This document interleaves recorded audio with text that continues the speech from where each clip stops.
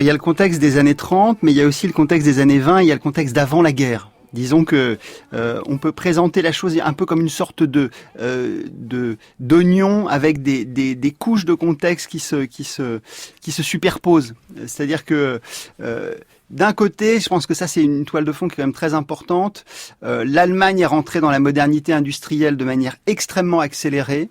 C'est un pays qui s'est industrialisé et urbanisé extrêmement vite. Donc il y a ce premier élément-là, ça c'est les années vraiment 1880-1890. Et la démocratie n'a pas absolument du tout en Allemagne ces grandes lignées héroïques qu'elle a en Angleterre et en France. Et donc on a une bourgeoisie allemande qui ne profite de libertés qui n'ont été qu'octroyées. D'où cette formule qui va beaucoup marquer quand même l'esprit du temps, c'est la cage d'acier de Weber. Et donc on a. Qu'est-ce que ça veut dire cage d'acier? Alors cage d'acier, ça veut dire c'est une traduction de habitat dur comme du fer, c'est cette idée que la modernité a un caractère à la fois enveloppant et en même temps extrêmement dur et rigide parce que c'est la grande industrie, parce que c'est un pouvoir concentré, c'est des juristes qui codifient un droit qui donne beaucoup de pouvoir au pouvoir exécutif. Et donc la modernité allemande de la fin du 19e siècle est une modernité qui est inquiète, angoissée. Et ça va beaucoup jouer, j'allais dire, comme arrière-plan pour intellectuel, puisque vous avez d'une part un certain romantisme, pessimisme romantique, comme le dit Weber, pessimisme romantique qu'on retrouvera dans toute une branche de l'école de Francfort. Benjamin, Adorno et d'une certaine façon aussi Horkheimer, même si c'est pas exactement de la même manière. Donc ça c'est le premier élément de contexte. Le deuxième élément de contexte, c'est évidemment la guerre, la nuit polaire, comme dit encore, c'est-à-dire une forme de pessimisme très puissant qui va commencer à s'installer dans une partie, en tous les cas, des conceptions, des pensées, etc. de l'entre-deux-guerres. Et puis vous avez Weimar qui est une démocratie, mais qui est une démocratie à la légitimité extrêmement faible. Et donc, il y a à l'arrière-plan de tout ce que vont concevoir nos penseurs, nos théoriciens critiques, alors surtout à la première génération, et c'est aussi quelque chose qui fait débat, des institutions démocratiques qui sont faibles et qui sont peu revendiquées comme telles. Donc il y aura toujours, même si j'anticipe un peu probablement, il y aura toujours à la première génération ceux qui héritent de Marx la critique centrale de l'état de droit et plus dans les marges, chez des figures moins connues, mais qui sont importantes aussi, comme Neumann, et évidemment à la seconde génération, Habermas, une défense de l'état de droit, l'idée que l'état de droit c'est quand même très important, etc. Mais à la première génération, c'est pas du tout ce qui domine. Ce qui domine au contraire, c'est la faiblesse, l'idée que ça n'a absolument pas pu freiner la montée en puissance du pouvoir de Hitler. Donc première génération, fondation même du mouvement dont on parle, c'est 1923. Voilà, c'est 1923. Donc c'est à l'université de Francfort. C'est le produit du mécénat, c'est un jeune Félix Weil qui a un ami de Lukács et de Korsch, qui sont les deux grands marxistes qui vont compter au milieu des années 20, et qui va demander à son père, Hermann Weil, de donner de l'argent pour un institut d'études marxistes, institut d'études marxistes, dont Karl Grünberg, qui est la première figure importante de le premier directeur de l'institut, va prendre la direction. Alors Karl Grünberg, c'est très intéressant aussi parce que c'est ce aussi par rapport à quoi va se situer Horkheimer. C'est un marxisme qui hérite d'un certain optimisme. Alors là, vous voyez, c'est plus le pessimisme romantique de la fin du siècle. C'est ce qui s'oppose, c'est ce à quoi s'oppose le pessimisme romantique fin de siècle de Weber. C'est au contraire un certain optimisme. C'est le marxisme de l'intégration progressive de la classe ouvrière. C'est un peu la fracture de tous ces intellectuels au regard du marxisme, c'est qu'on peut vraiment les diviser entre, même si les termes sont simplets, mais entre optimistes et pessimistes. Alors effectivement, ces tonalités affectives ont des effets très puissants. Alors c'est des effets d'arrière-plan. Alors souvent, ce qu'il faut arriver à mesurer dans les textes, notamment dans les textes de Adorno, c'est que c'est un pessimisme qui est très méthodologique. C'est un pessimisme qui est très méthodologique. Horkheimer avait beaucoup d'admiration pour Adorno parce qu'il disait qu'il avait l'œil aiguisé par la haine, expression que j'aime beaucoup. C'est un compliment ? C'est vraiment un compliment, c'est-à-dire que ça me fait penser à Bourdieu par exemple. Bon. C'est vraiment cette idée que certaines de nos émotions nous donnent une certaine sorte d'acuité cognitive, voilà, très grande. Et je pense que c'est vraiment le cas pour Adorno.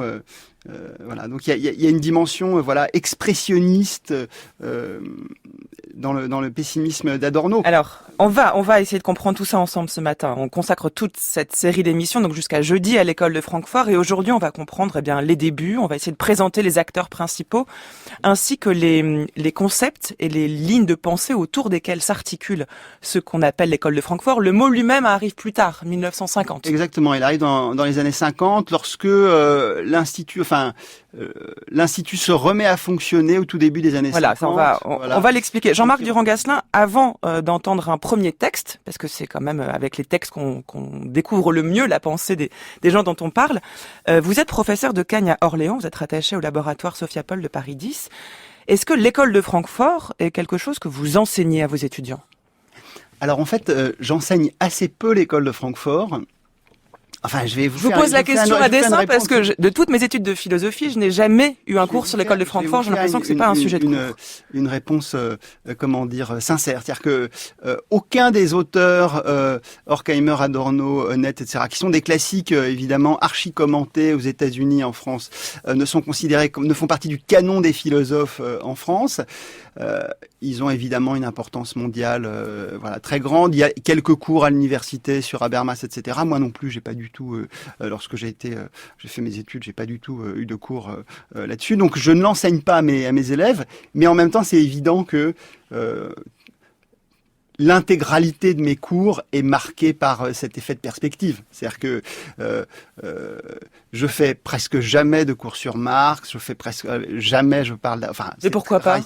Parce que souvent c'est quand même assez difficile, c'est des auteurs qui présupposent les classiques, c'est vraiment des auteurs du XXe siècle qui sont pétris de culture philosophique, et donc mon rôle de pédagogue c'est d'abord d'apprendre les fondamentaux à partir desquels on arrivera à mieux mesurer ce qu'ils apportent. Et voilà, disons, c'est à la fois dommage et en même temps, vous voyez, souvent, je prends des positions critiques comme ça quand je fais une blague, par exemple, ou quand je commente l'actualité parce que je sais pas quoi, un moment du cours s'y prête, en étant très inspiré par Adorno, Habermas.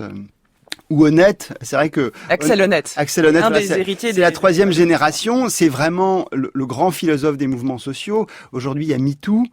C'est vraiment une référence centrale qu'on peut utiliser et qui est extrêmement éclairante. En plus, Honneth, c'est plutôt plus facile à lire que Adorno et Habermas. Donc voilà. Donc c'est peut-être plus l'objet d'un cours d'enseignement supérieur. Il y a une autre raison peut-être au fait que les penseurs de l'école de Francfort ne sont pas enseignés tôt, du moins dès la terminale, voire même dès la Cagne. Eh bien, vous allez écouter le texte et vous allez sans doute comprendre pourquoi. Voici un extrait de la situation actuelle de la philosophie sociale et les tâches d'un institut de recherche sociale de Max Horkheimer, 1931, lu par Hélène Le Sœur.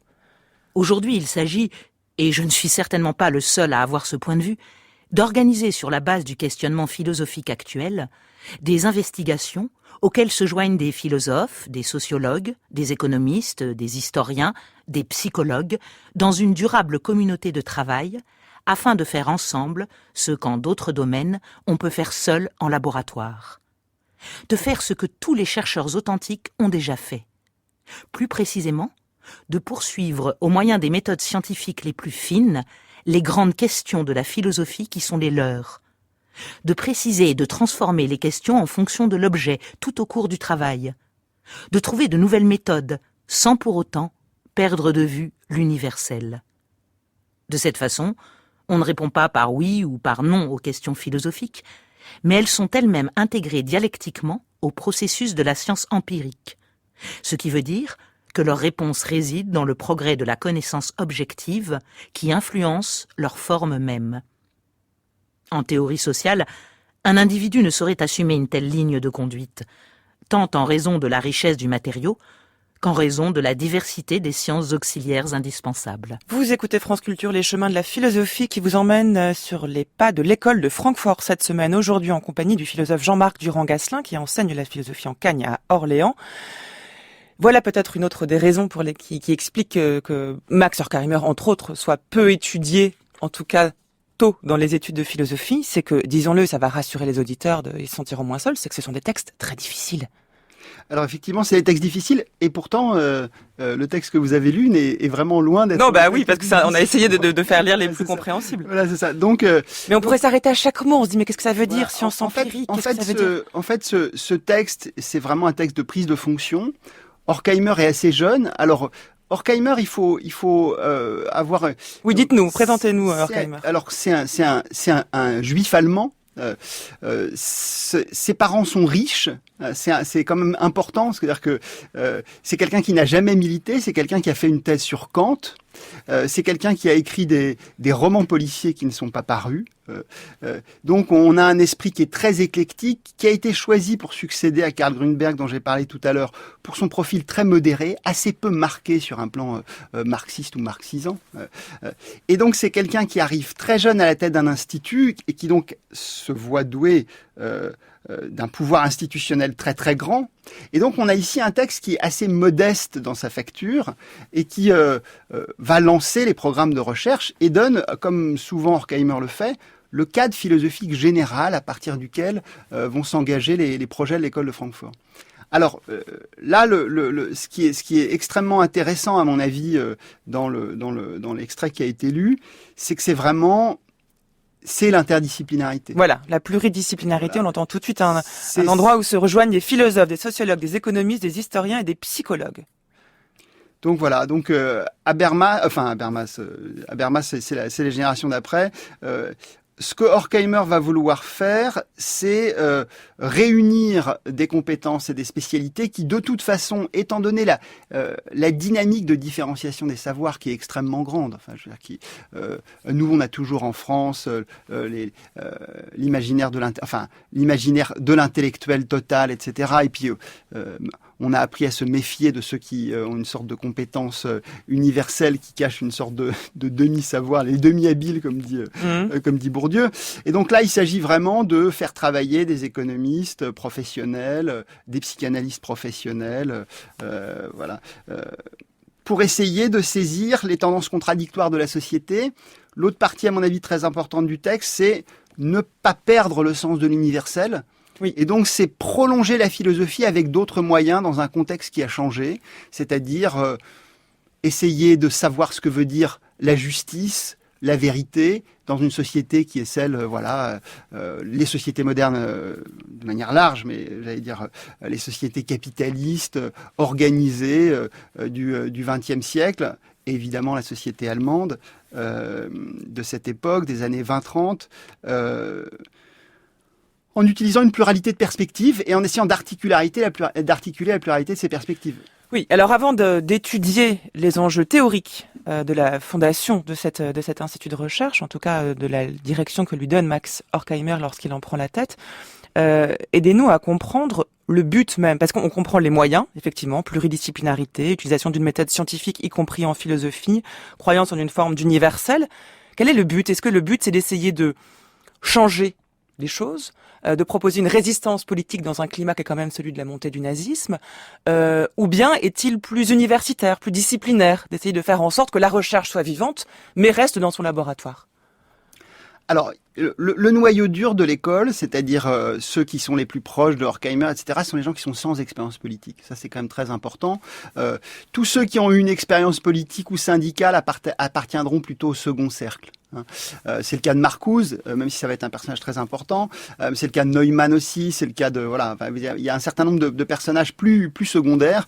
Donc on a, comme je l'ai dit, c'est surtout le cas pour Pollock, pour Horkheimer et pour Adorno. On a des gens qui ont ne connaissent pas les duretés de la vie ou ne les connaissent que comme observateurs. Hein. Donc c'est quelque chose qui a une facture intellectuelle assez académique et assez universitaire. Donc ça c'est évident. Après, ils se pensent eux-mêmes comme des prolongateurs des Lumières. Hein. Donc c'est vraiment des gens qui visent l'émancipation en général. Par la raison. Voilà, l'émancipation par la raison, une raison qui n'est plus celle du XVIIIe siècle, mais qui est enrichie par le développement des sciences humaines. Voilà, c'est ça le principe. Donc c'est l'autocritique, voilà, c'est l'approfondissement des Lumières par une raison autocritique qui aurait lu Rousseau, lu Marx, qui s'informe auprès de Freud. Voilà. C'est ça le principe. À certains égards, ce sont des Aufklärers classiques. Ce sont pas du tout des conservateurs allemands qui regardent les Lumières comme ça, de manière unilatéralement critique. Voilà. Donc il y a un romantisme, mais c'est pas du tout le romantisme des conservateurs qui veulent évidemment jeter le bébé avec l'eau du bain. Non, mais ça veut dire qu'ils tournent le dos en quelque sorte à ce qui est en train de se passer en Allemagne à ce moment-là. Enfin, c'est étonnant de réfléchir sur les capacités de la raison au moment où justement la défaite de la raison sans doute est en train d'advenir en dehors de l'université. Ce que vous dites renvoie à deux choses. Alors d'une part à leur attitude politique, effectivement c'est des universitaires, c'est pas des gens qui ont la mentalité barricade. Voilà, ça c'est sûr que c'est pas des gens qui ont la mentalité barricade. D'ailleurs en Allemagne, il y a une série de défaites successives. Voilà, les barricades, on peut pas du tout faire comme chez nous, si vous voulez. Ça a marché. Ça a marché en tous les cas. Il y a des épisodes héroïques là-bas. À chaque fois, ils se sont fait écraser. Bon, voilà. Donc ils sont dans ils sont pas du tout dans la lignée des barricades, mais en même temps, ce que Horkheimer va très bien saisir, et ça c'est sous l'impulsion d'Eric Fromm, qui est le psychanalyste qui va impulser le premier programme, c'est ils vont essayer de mettre le doigt sur ce qui explique que, alors qu'il y a une crise économique de 29 qui a des effets de plus en plus délétères en Allemagne, pourquoi est-ce que, alors que ça devrait préparer la révolution dans un schéma marxiste classique, eh bien c'est le contraire. Ça va préparer une fascisation des masses, etc. Et leur angle de recherche, c'est la question de l'autorité. Pourquoi est-ce que se forme un caractère autoritaire chez les ouvriers, chez les employés, dans une partie des classes moyennes? Voilà. C'est donc évidemment que de toute façon j'allais dire de manière un peu générale, l'intelligence, le discours, c'est rarement une force en tant que telle. Il suffit de lire l'histoire. C'est un peu désespérant pour ceux qui en ont fait leur métier, non ? C'est un peu désespérant, disons. À quoi servent les intellectuels si on n'est pas là au moment où il se passe des choses? Si on milite toute sa vie, etc., on sait qu'on aura eu 3 virgules dans une motion, etc., qui aura peut-être in fine. Si on a un courant dans un parti, on peut peser ultimement sur une ligne gouvernementale. Si on est ministre, etc. Enfin, vous voyez, là, les discours, vous évoquiez tout à l'heure la difficulté de ces textes. Alors, la difficulté. Vous appartenez plutôt à la lignée pessimiste, j'ai l'impression des érudits. Ouais, non, mais j'appartiens, voilà. Je pense que c'est pour des raisons biographiques. Donc, je me fais pas beaucoup d'illusions sur l'efficacité des discours en général. Mais l'efficacité des discours se mesure aussi sur le long terme. C'est-à-dire que, évidemment la gloire de l'école de Francfort est en grande partie rétrospective. En grande partie rétrospective. Rétrospectivement, on se dit, en fait, ils ont eu raison, ils ont mis le doigt sur un certain nombre de choses qui étaient très importantes. Mais vous voyez Habermas, qui est une très grande figure contemporaine, il a pris des positions extrêmement massives sur la manière dont l'Allemagne se comportait avec les Grecs à propos de la dette grecque. Il est toujours écouté d'une oreille distante et respectueuse, mais évidemment, c'est pas lui qui est aux manettes. On en parlera à Habermas mercredi prochain. Jeudi prochain, on essaiera de voir ce qui reste de l'école de Francfort aujourd'hui. Restons quand même dans la présentation de cette école. Enfin, puis surtout, vous avez consacré un livre à toute cette école, un gros livre, Jean-Marc Durand-Gassin. Donc pour quelqu'un qui trouve que finalement c'est peut-être pas c'est pas ce qu'il y a le plus utile, ça vous intéresse quand même. Oui, ça m'intéresse quand même, mais vous savez, probablement qu'on peut moins utiliser directement l'école de Francfort que la sociologie de Bourdieu. Vous savez qu'on peut très bien utiliser la sociologie de Bourdieu de manière détournée, pour comprendre comment s'y prendre, pour utiliser les mécanismes de domination à son avantage. Bon, là, c'est beaucoup plus difficile avec l'école de Francfort. Bon, on va écouter la voix de Max Horkheimer. Figurez-vous qu'elle est disponible, on peut l'entendre. Ici, c'est un extrait d'un film de 1969, un portrait de Max Horkheimer. Écoutez-le formuler la filiation avec la pensée de Karl Marx, qui est décisive pour les penseurs de l'école de Francfort, et les critiques, prononçons le terme, il est si important pour eux, qu'il formule à son encontre. Der Marx hatte das Ideal der Gesellschaft freier Menschen. glaubte, dass Karl Marx avait comme idéal une société d'hommes libres. Il pensait que la société capitaliste allait nécessairement être renversée par la solidarité des travailleurs, due à l'accroissement de leur appauvrissement. Cette idée est fausse. La société dans laquelle nous vivons n'appauvrit pas les travailleurs, mais les aide à avoir une vie meilleure.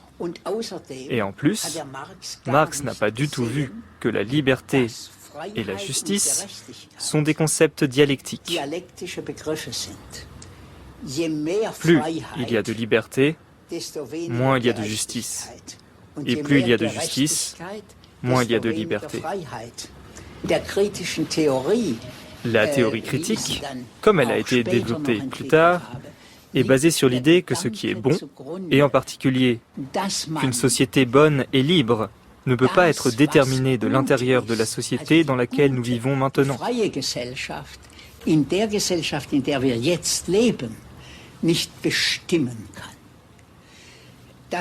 En cela, nous manquons notre but. Néanmoins, nous pouvons parler des aspects négatifs de la société que nous voulons changer.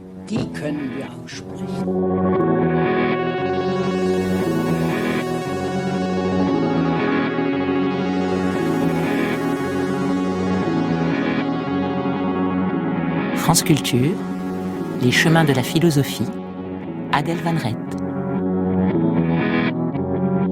On entend dans cet extrait que Marx a raison, mais qu'il a aussi eu tort. On voit bien qu'ici, les distances prises par Horkheimer et puis ses collègues, on va quand même en parler, sont importantes. Que reproche-t-il exactement à la pensée de Marx ? Peut-être que l'espèce de renversement automatique de la société capitaliste n'a pas eu lieu et n'aura jamais lieu, en fait. C'est ça qu'il dit.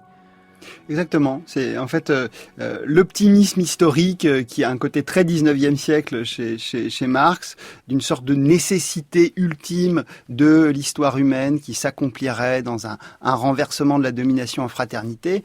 Et tout ça, en fait, non, pas du tout. C'est pas du tout ce qui s'est passé. Ce qu'il dit aussi, c'est que on peut opposer la prospérité d'une certaine façon et la liberté. C'est-à-dire que les hommes ont, la révolution industrielle a apporté aux hommes beaucoup de prospérité. On aurait pu croire d'une certaine façon au XVIIIe siècle, c'est ce qu'on croyait, que la prospérité s'accompagnerait d'un accroissement de la liberté. Et en fait non. En fait non, à cause de la grande industrie et à cause de la manière dont le pouvoir est obligé pour, j'allais dire, réglementer, réguler cette grande industrie, de tous les mécanismes de pouvoir qui doivent être mis en place et qui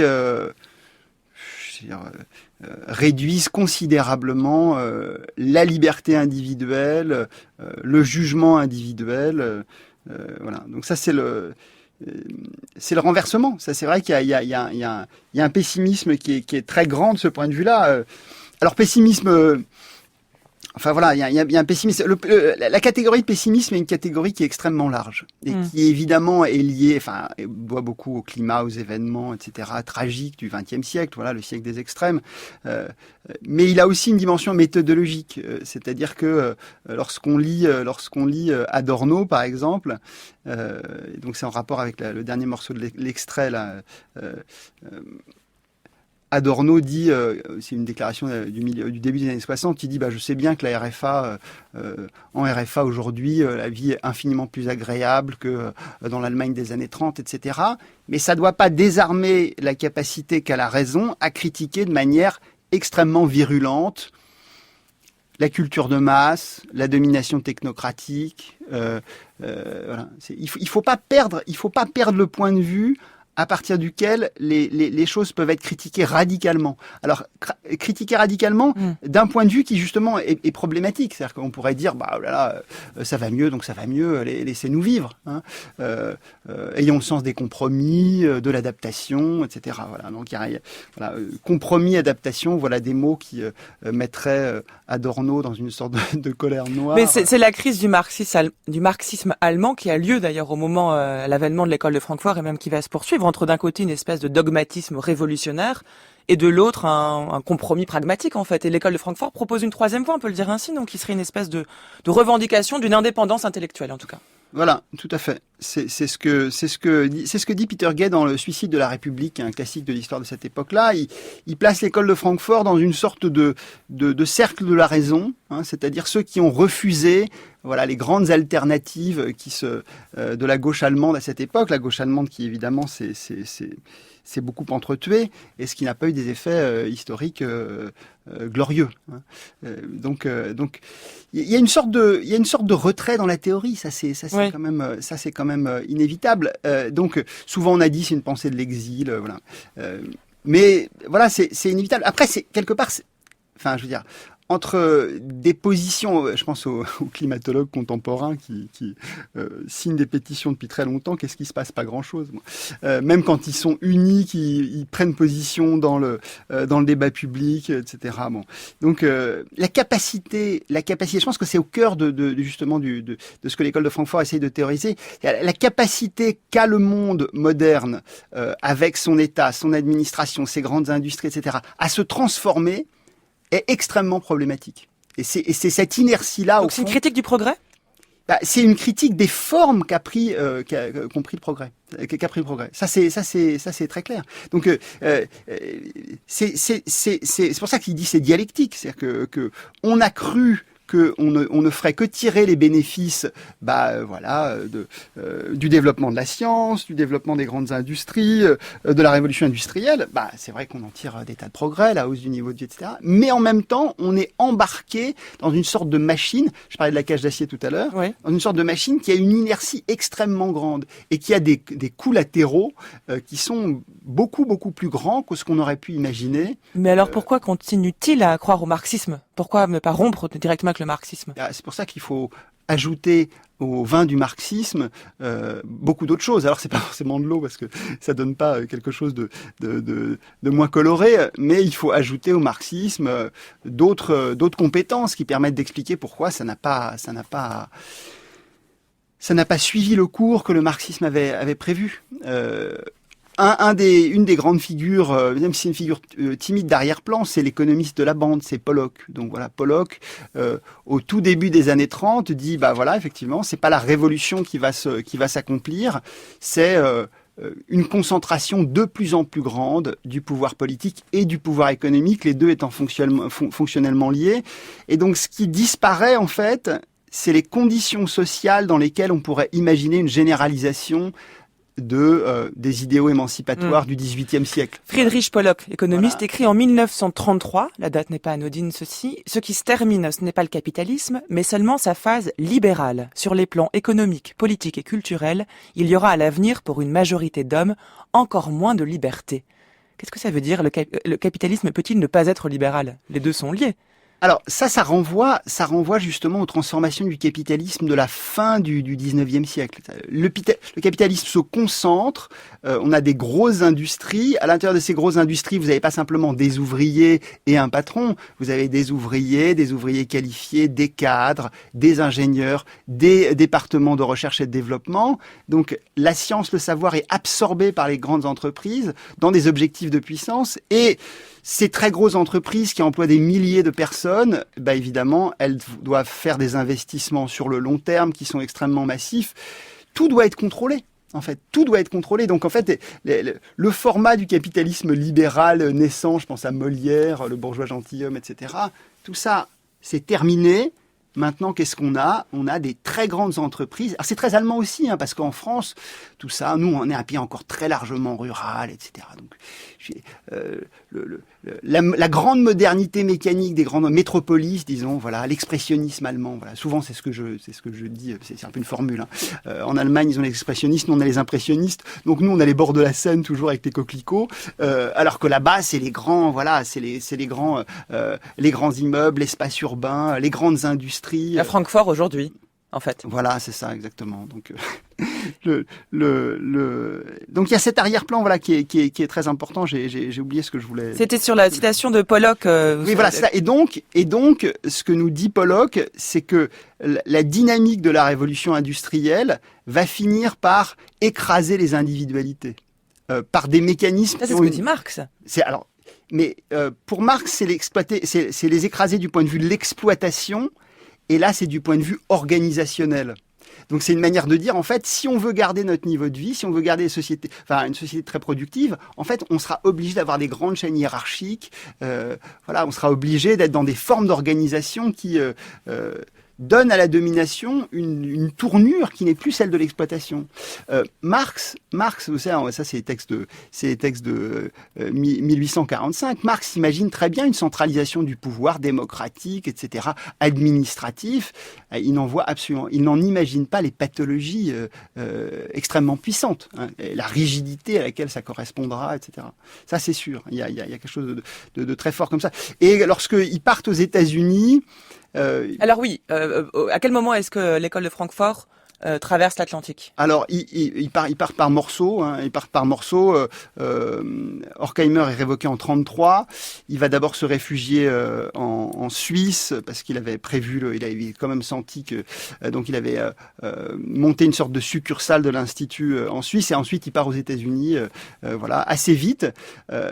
Aux États-Unis, ils vont réinventer l'institut, mais ils auront des problèmes financiers et donc ils vont devoir se séparer d'un certain nombre de leurs collaborateurs. Je suis retombé là pour préparer l'émission sur une lettre tragique d'un des collaborateurs, Neumann, qui ne peut pas être gardé. On est en 41.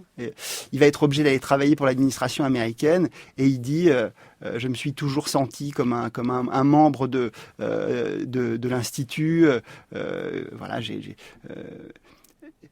Il y a une sorte de communauté de vues que j'ai développée. J'ai travaillé dans des directions qui sont complètement en relation avec l'Institut, et vraiment partir maintenant, c'est tous ceux qui doivent quitter l'Institut le conçoivent comme un crève-cœur, comme une sorte de drame personnel, ce qui montre bien que Horkheimer avait réussi à créer comme une sorte de communauté de travail très précieuse. Alors évidemment, en plus, c'est l'exil, etc. Et puis en 49, après la guerre, ils reviennent. Voilà, ils reviennent.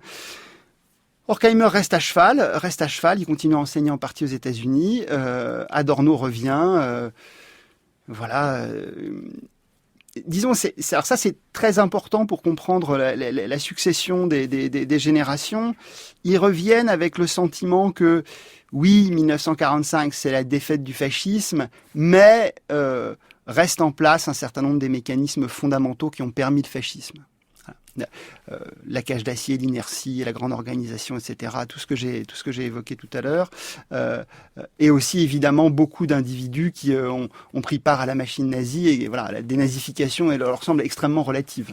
Alors ça c'est ce qui sépare justement avec la seconde génération, Habermas, qui lui pense que la défaite du marxisme est ce sur quoi il faut faire fond pour réinventer le programme de la théorie critique.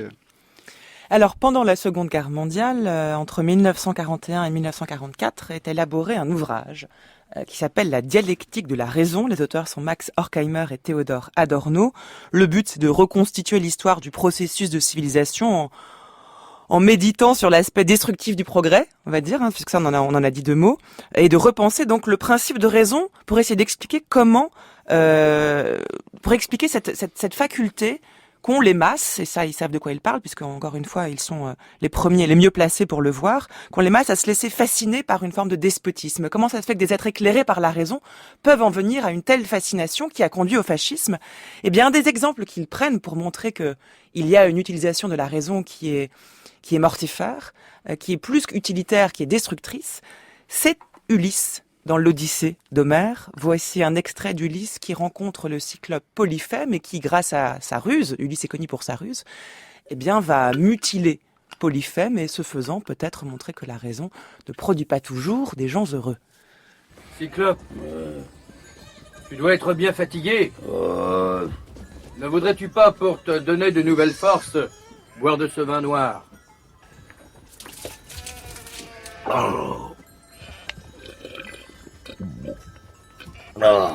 C'est bien. Donne-moi encore du vin, mon brave. Et dis-moi ton nom. Eh bien, sache que je m'appelle Personne. Eh bien, personne. Le cyclope se renversa sur le dos et s'endormit lourdement. Alors, Ulysse et ses amis prirent le pieu qu'ils avaient fabriqué pendant la journée. Ils le portèrent contre l'œil du Cyclope. Dès que celui-ci en fut touché, il hurla de douleur et appela au secours tous les autres Cyclopes qui vivaient dans les îles voisines. Venez à mon secours! Polyphème, est-ce qu'on est en train de te tuer? Oui! C'est personne qui me tue! Personne ne te tue! Alors, pourquoi cries-tu ainsi? Ah, maudit personne! Ah, tu peux être content de ta ruse! Alors au sein de l'ouvrage Dialectique de la raison, on trouve des digressions en fait. L'une d'entre elles porte sur Ulysse ou mythe et raison. Et Adorno et Horkheimer décrivent là tiennent Ulysse et plus largement l'Odyssée comme un témoignage de la dialectique de la raison, c'est-à-dire que la ruse d'Ulysse serait une forme d'avènement d'une raison bourgeoise qui consiste à dominer la nature au prix d'une répression de sa nature. C'est une bonne manière d'illustrer leur position par rapport à cette dialectique de la raison, n'est-ce pas, Jean-Marc Durand-Gazlin? Alors tout à fait.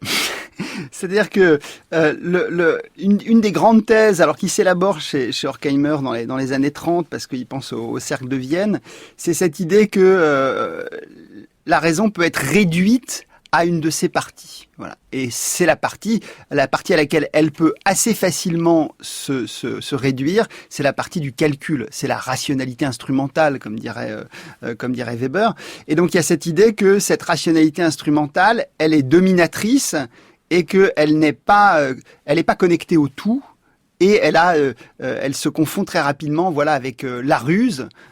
C'est une manière pour eux d'essayer de chercher dans les documents de la culture, évidemment classique, le grand document de la culture classique, le germe des dialectiques de la modernité que j'ai évoqué, la cage d'acier, etc. Donc évidemment, ça a une dimension de provocation. Et cette dimension de provocation, elle peut être lue à plusieurs niveaux. Elle peut être lue aussi, j'allais dire, comme la volonté marxisante délibérée de faire une critique d'une certaine culture grecque qui a été idéalisée par une partie du romantisme allemand et ensuite utilisée pour enluminer, envelopper, justifier, etc. l'entreprise nazie. C'est un texte qui a des résonances multiples et qui a des dimensions de provocation assez réjouissantes par son caractère provoquant. Mais cette idée d'un pessimisme concernant l'utilisation d'une raison qui serait réduite à ses fins calculatrices et soumise à une forme de technique, c'est ce qu'on lit chez Heidegger aussi, par exemple. Quelle différence? Alors justement, vous avez parlé du principe de raison tout à l'heure, ça fait exactement penser à Heidegger. Alors c'est pour ça qu'il faut vraiment se méfier de la manière dont on peut lire ce texte comme ça un peu vite et de la manière dont on pourrait le rattacher aux autres grands pessimismes du siècle. Voilà, donc Heidegger, le principe de raison, la technique, etc. C'est-à-dire qu'en fait, quand on lit le texte dans le détail, on s'aperçoit que la réduction de la raison à la ruse est liée à des mécanismes sociaux de domination. Et donc, même si, alors c'est un texte, il faut savoir que la dialectique de la raison, c'est écrit aux États-Unis. C'est un livre écrit à quatre mains, Horkheimer et Adorno. La référence à Marx aux États-Unis en 1940, forcément doit être masquée, voilà, cryptée.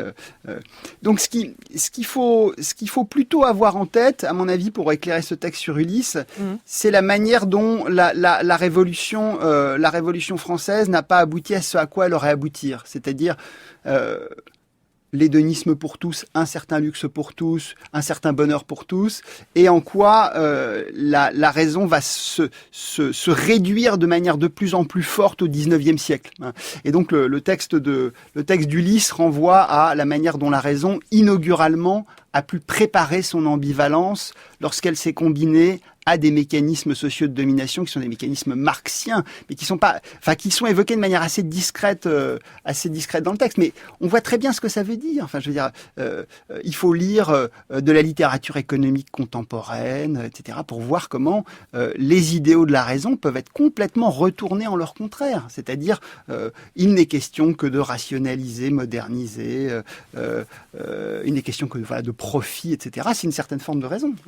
Alors, pour que le portrait de cette école de Francfort soit complet, même si ce n'est qu'une esquisse aujourd'hui en votre compagnie, il faut ajouter une dimension qu'on n'a pas évoquée, qui est pourtant présente. On a insisté sur l'interdisciplinarité, la pluridisciplinarité au sein de l'Institut.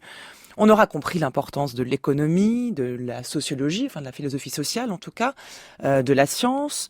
Et on y trouve aussi une branche qui, elle, s'intéresse plus particulièrement à la psychanalyse, avec la personne notamment d'Eric Fromm.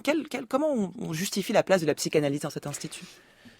Alors alors déjà Freud est considéré par un certain nombre d'esprits avancés en Allemagne, etc., comme incontournable. Ça, c'est la première chose. Ensuite, Fromm lit Reich, la future superstar de la libération sexuelle, etc., qui a déjà écrit sur qui a déjà fait un ouvrage de caractérologie sociale, c'est-à-dire qui a essayé de rallier la structure des personnalités, donc pas forcément les maladies psychiques, c'est la structure de la personnalité aux tendances sociales. Et Fromm va être un des premiers à théoriser l'idée selon laquelle chez les ouvriers, chez les employés, pour des raisons qui tiennent à des conditions sociales, se forme ce qu'il appelle un caractère autoritaire, qui a un certain type de dispositif pulsionnel enquisté dans la personnalité et qui fait que on aime ce que l'on devrait détester, et cette ambivalence va se traduire par le fait qu'il faut qu'on se déleste de cette ambivalence sur des groupes. Voilà. Disons par exemple les Juifs. Et donc les contradictions d'une personnalité qui est dominée mais qui s'illusionne sur ceux à qui elle donne son obéissance, voilà, c'est quelque chose qu'on retrouve qu'on retrouve aujourd'hui. Je m'étais dit que j'écrirais un texte sur la caractérologie sociale de Trump, par exemple. On a typiquement ça. Je veux dire, c'est à la fois admiration pour les milliardaires et en même temps très profonde ambivalence, et cette ambivalence se retrouve, on va détester des groupes dominés. Voilà. Donc la psychanalyse intervient ici non pas comme outil thérapeutique individuel, mais comme outil de construction de types sociaux liés aux tendances sociales. Et donc dans la première grande étude classique, l'autorité et la famille, Fromm va montrer va essayer de faire une étude statistique avec des entretiens. Évidemment, on est dans les années 30, l'Institut est ballotté, c'est pas très commode. En essayant de montrer en quoi, suivant la place qu'on occupe dans la société, les chances qu'on a de développer un caractère autoritaire, c'est-à-dire cette sorte d'ambivalence, va être très différenciée. Voilà. La théorie au sens traditionnel, créée par Descartes, telle qu'elle est encore à l'œuvre dans tous les domaines de la science spécialisée, ordonne l'expérience à partir d'une problématique corollaire de la reproduction de la vie à l'intérieur de la société dans son état présent. Les systèmes des différentes disciplines contiennent les connaissances sous une forme qui, dans les circonstances données, les rend utilisables dans un maximum de cas. La genèse sociale des problèmes, les situations réelles dans lesquelles elle est utilisée, les buts auxquels elle est appliquée, lui apparaissent comme situés en dehors d'elle-même. La théorie critique de la société, elle, prend pour objet les hommes en tant que producteurs de la totalité des formes que leur vie revêt dans l'histoire. Les conditions de la réalité, desquelles la science procède, ne lui apparaissent pas comme des données qu'il s'agirait seulement de constater et de prévoir selon la loi des probabilités. Ce qui est donné en toutes circonstances ne dépend pas seulement de la nature, mais aussi des pouvoirs que l'homme exerce sur elle. Les objets et le mode de leur perception, la problématique et le sens des réponses qui lui sont apportées témoignent d'une activité humaine et du degré de sa puissance.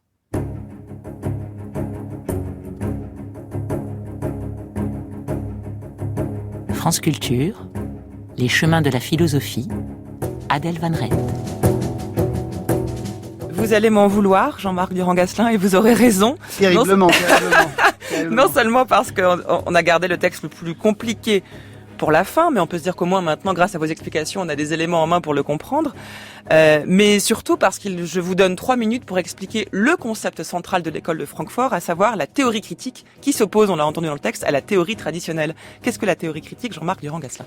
Alors, la théorie critique a conçu sa forme par opposition justement à la théorie traditionnelle. Donc, ce que Horkheimer considère comme une théorie traditionnelle, alors il en fait une sorte de lignage qui remonte à Descartes, au discours de la méthode de Descartes. C'est l'idée selon laquelle la philosophie et les théories traditionnelles en général essayent d'expliquer une partie de la réalité de manière désintéressée, ce désintéressement étant leur caution d'une certaine façon d'impartialité, d'objectivité, et en quoi ces informations pourront ensuite être utilisées, éventuellement pour la prospérité générale, comme on le voit dans le texte de Descartes. La théorie critique ne prend pas pour objet une partie de la réalité, mais autant que c'est possible, la totalité de la réalité sociale dans ses contradictions. Donc il y a une différence d'objet. La deuxième différence fondamentale, c'est que la théorie critique, elle est intéressée. C'est-à-dire qu'elle ne se pense pas comme désintéressée, c'est le contraire. Elle pense que il faut s'intéresser à l'émancipation des hommes.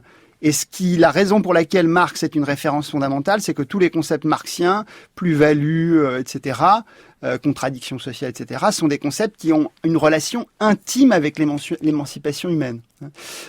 La troisième propriété, vous m'arrêterez. Non, c'est bien. Au contraire, allez-y. Bravo. C'est qu'elle est interdisciplinaire. Pour connaître la totalité des contradictions sociales, il faut multiplier les disciplines. Et donc, au lieu de jouer le jeu de la dispersion et de l'insignifiance programmée des informations données par des sciences qui sont parcellisées, etc., eh bien, au contraire, il faut réunir pour éclairer, pour produire justement cette communauté de pensée riche de débats, riche de fusions, de combinaisons, de tricotage intellectuel que Horkheimer a réussi à produire et qu'on retrouvera aussi chez Habermas et chez Honneth. Ça veut dire que le reste de l'histoire de la philosophie était trop abstrait ou trop gratuit ? Ça veut dire que le reste de l'histoire de la philosophie doit être éclairé à partir d'un certain niveau de développement des sciences. C'est-à-dire que les sciences humaines ont explosé à la fin du 19e siècle, les sciences de la nature ont explosé. Vous avez d'un côté le cercle de Vienne qui pense qu'il faut faire absolument la théorie des révolutions intellectuelles et symboliques de la science avec l'invention de la nouvelle logique et avec la mécanique relativiste d'Einstein. Et bien de la même façon, dans les sciences humaines, eh bien il faut rassembler, réinterpréter, éclairer les unes par les autres les différentes parties du savoir. Sinon, c'est l'aveuglement programmé, et cet aveuglement programmé est évidemment complice d'une domination qui utilise des informations partielles pour transformer partiellement la réalité. Donc la critique est la meilleure arme contre la domination. La critique est la meilleure, et la forme que prend la critique dans une théorie interdisciplinaire intéressée à l'émancipation, est la meilleure arme contre la domination. Exactement. Merci Jean-Marc Durand-Gasselin.